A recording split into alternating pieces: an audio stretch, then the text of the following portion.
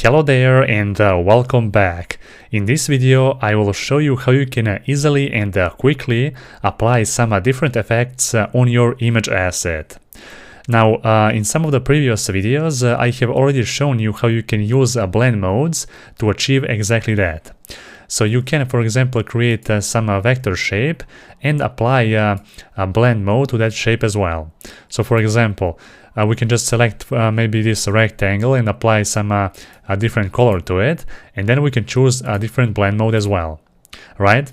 So now that blue color will go through each one of those blend modes that we select, and then that effect will be reflected on our actual image behind it, right? What we can also do, we can just set it to normal, and we can put this behind the actual image, and then we can apply the blend mode on our image instead, right? So that's also another way. There we go. Now we can also see that different blue adjustment on our image, because behind this image we actually contain one rectangle which has a blue color, right? There we go. Now, even though this is actually quite helpful, sometimes when we are working on some mobile or web design, we may have found, let's say, a good image that we can use within the design, but we don't like the colors or the shadows or some brightness or anything else about the image. In that case, we need a way to adjust our image just a little bit so that it can look even better along with our design. And the good news is that you don't need a Photoshop or any other software for those little adjustments, because with Figma we already have an option to adjust a couple of different values for each image. And now I'm going to show you. So let's just select our image, click Fill, and then below all those options that we have explored in the previous videos, we can see a couple of different values that we can modify within our image. So we have exposure, contrast, saturation, temperature, tint, highlights and shadows. So if you don't know what each one of those actually means, then you can open up the official documentation about the Figma, and there you can see some useful information about each and every effect that we can see in Figma. So the first one, as you can see, is exposure, and this basically indicates how much light reaches the sensor within the camera. So you can decrease the exposure to create a darker image, or increase that exposure to create an image with more light. And now let's get back to our actual Figma. So here let's try to increase this exposure, and you will see that now we will be able to change the actual brightness actually of our image. There we go. And of course we don't have to go all the way on the right side. We can just slightly modify that value, or we can move that handler or this slider on the left side to make our image even more darker, right? The next one is a contrast. So let's read more about the contrast down below. So the contrast refers to the difference between the light and the dark pixels within an image. You can decrease the contrast to narrow the range of colors and create a muted image, or increase the difference between the light and the dark portions of your image as well. The result is more vivid images with brighter highlights and darker shadows.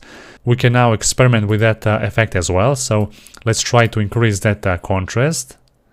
There we go. So I'm not sure if you're able to see a little bit difference, but here is how it looks like.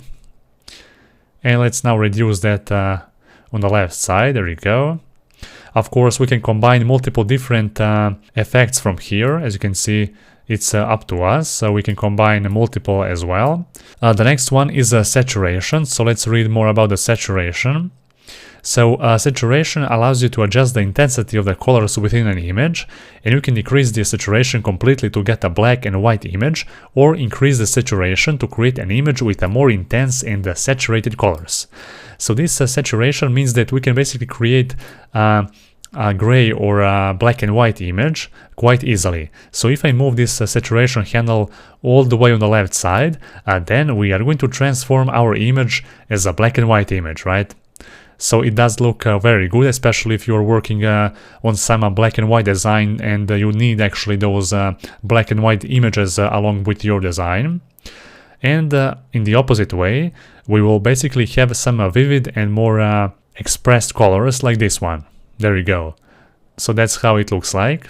It looks very nice.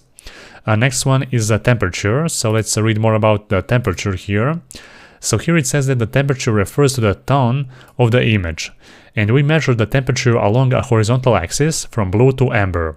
So the cooler images have blue undertones, while warmer images have amber undertones. And you can drag the slider to the left to create a cooler image tones, or the right side to create some warmer images. And of course, let's just try it out and see how all that works. So if we go on the left side, then blue colors will be more visible within our image, and on the right side some more warmer colors will be present here instead. There you go. So that's how it looks like. We can even try and increase the multiple options right here, so it's up to you. Next one is a tint. So let's read more about the tint now. Here it says that the tint allows you to apply a tint to the colors within an image, and we can drag this slider to the left to make the image appear more green, or we can drag it in the opposite side to make it look more magenta.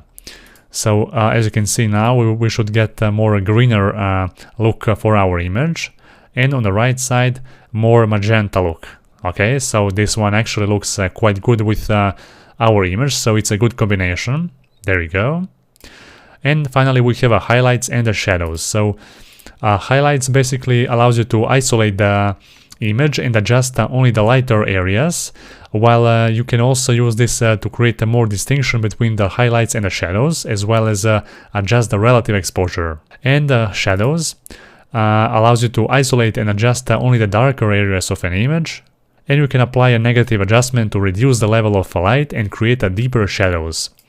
So let's experiment with those two now as well. So we can reduce the highlights, or we can increase the highlights. Okay, so when increasing the highlights, then the lighter part of this image will actually become brighter. Let me just, okay, so not tint but highlights. There we go. So only the lighter parts will actually become more visible and more brighter. And if we reduce that, this is what kind of effect we're going to get, right?